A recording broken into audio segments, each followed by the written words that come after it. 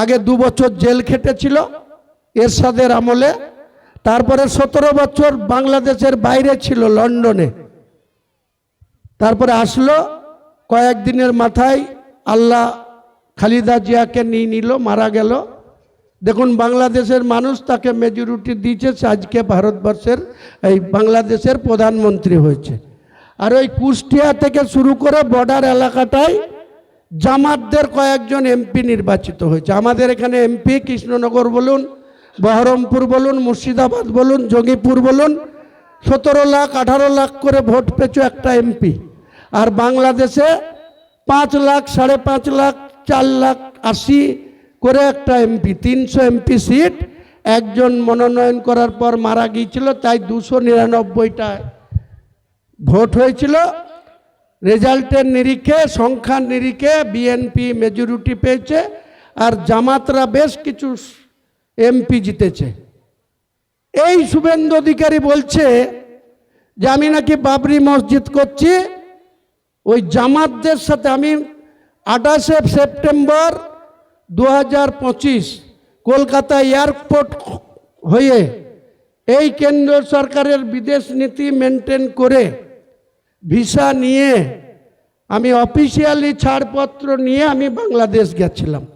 ঢাকাতে আমাদের কিছু আত্মীয় আছে, নারায়ণগঞ্জে যেখানে জ্যোতিবাবুদের আদি বাড়ি সেখানে আমার কিছু আত্মীয় আছে, কেরানীগঞ্জে কিছু আত্মীয় আছে, খুলনায় কিছু আত্মীয় আছে। আমি 36 বছর পর 28 সেপ্টেম্বর 2025 আমি এয়ারপোর্ট হয়ে গেলাম।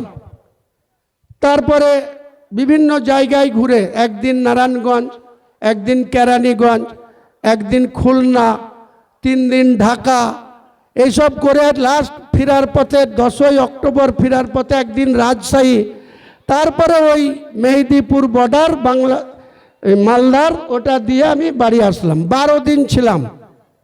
এই বিরোধী দলনেতা আজকে ট্রিটমেন্ট করছে যে আমার সঙ্গে নাকি জামাত যোগ আছে। জামাতের বাংলাদেশের উগ্রপন্থী সংগঠন জামাত, তার সাথে যোগ হচ্ছে। আমি নাকি বাংলাদেশ গিয়েছিলাম, তাই সেখান থেকে কোটি কোটি টাকা নিয়ে এসেছি, তাই আমি এই বাবরি মসজিদ করছি।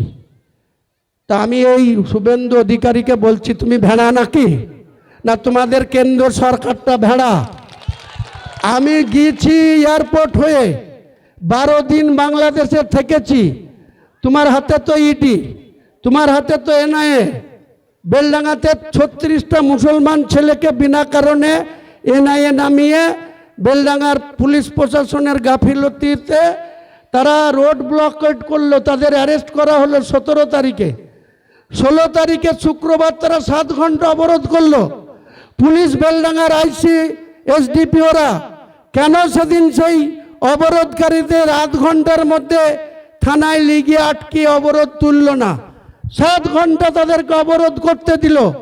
এই তৃণমূলের এমএলএ হাসান, আপনাদের এখানকার এমএলএ ছিল, তার আর রেজিনগরের রবি চৌধুরীর উস্কানিতে সেদিন 7 ঘন্টা অবরোধ করে আজকে 36টা মুসলমান 22 বছর থেকে 32 বছরের ছেলে, তাদেরকে 36 জনকে অ্যারেস্ট করলো রাস্তা অবরোধের ধারায়।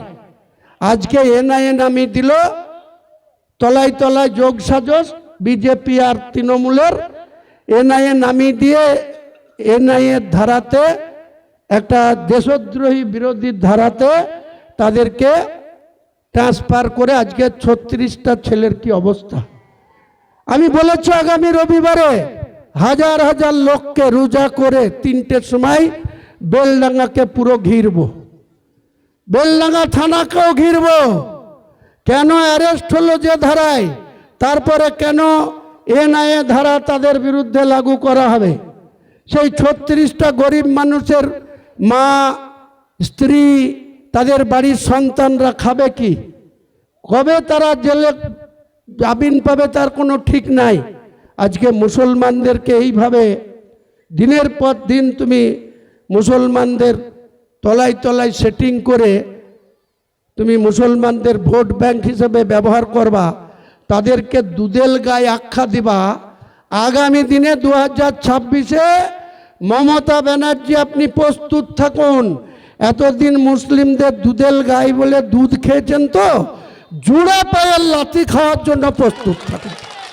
মুসলিমরা জুড়া পায়ের লাথি মারবে আপনার এই তৃণমূলের পার্টির হয়ে যারা ভোটে দাঁড়াবে তাদেরকে। তাই আমি আমার বক্তব্য বাড়াবো না, আমার অনেক কাজ রয়েছে। তাই আপনাদের কাছে এইটুকুই বলবো, আপনাদেরকে আবেগ থাকবে, ইমোশনাল থাকবে, আপনাদেরকে নিজের নিজের শান্তিতে সম্প্রীতি বজায় রেখে বসবাস করতে হবে, কিন্তু আসল বোঝাপড়াটা ভুললে চলবে না। কিছুর বিনিময়ে এখন এদের প্রচুর হারামের পয়সা আছে, তুলাবাজির টাকা আছে। এই পাড়ায় পাড়ায় দেখবে যে হুমায়ুন কবিরকে ডেকে এনে রাত্রিতেও বসে দাঁড়িয়ে থেকে তার বক্তৃতা শুনছে, 2-4 দিন পর থেকেই অনেক প্যাকের লোক আর এখানকার তৃণমূলের কিছু দালাল ঢুকে পড়বে, কারো বাড়িতে 5,000 কারো বাড়িতে 10,000 দেবে। আমি বলবো নিলেন, ওটা কোনো অন্যায় হবে না, পাপ হবে না, কিন্তু ভোটের দিনে জুড়া পায়ের লাথি মারতে হবে এদের বিরুদ্ধে। এটা আপনাদের কাছে আমার আপিল থাকলো, অনুরোধ থাকলো। বিনয়ের সঙ্গে আবেদন করে আমার সংক্ষিপ্ত বক্তব্য আমি এখানেই শেষ করছি। সবাই ভালো থাকুন, সবাই শান্তিতে থাকুন। জনতা উন্নয়ন পার্টি জিন্দাবাদ।